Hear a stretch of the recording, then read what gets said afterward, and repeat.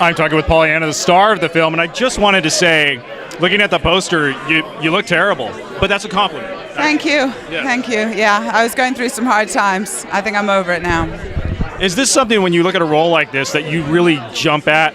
Because despite, her appearance and things like that, as an actor, this is something you really want to get hold of, right? Yeah. I mean, I knew Lucky's work, and I really wanted to work with him, and I thought the script was really strong. And it's funny, you don't often get to play kind of such an animalistic, raw version of your female self, and that was an enticing thing for me. So yeah, despite the fact my character goes through a lot of hardship in it, I felt very physically present and very emotionally present. So it was a joy for me.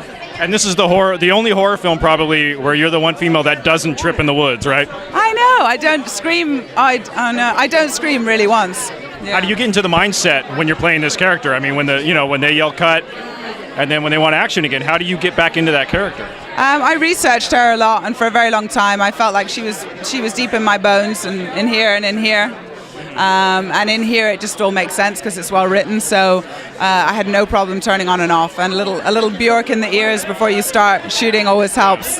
And working with great actors like this one over here, Sean Bridgers and Angela Bettis, was incredible. So yeah, we had a good time. All right, and with director Lucky McKee.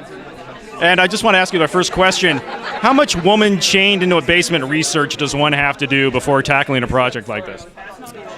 How much research do I have to do? Well, it's my life, Yeah. Was this, when you cast Pollyanna and she's getting into the role, is there a lot of coaching behind that? Or is she just so ready to get into a character like this? Because it looks like it's a hard, part to get into. Well, Polly had played the character in a previous film called Offspring, and this is a continuation of that. But yeah, it was tailoring the part to her, and knowing what she was capable of, and knowing where I wanted to challenge her, and then also just a lot of 4 months of notes and conversations between each other, and just really trying to get to the bottom of what this all means. And she's just such a hard worker. It was a great experience. In the line of bloody, disgusting horror films that we've been showing, what is it about the woman that stands out with horror fans when they go to see this film? What are they going to enjoy about it? It's different. I unfortunately haven't seen all the bloody, disgusting films yet.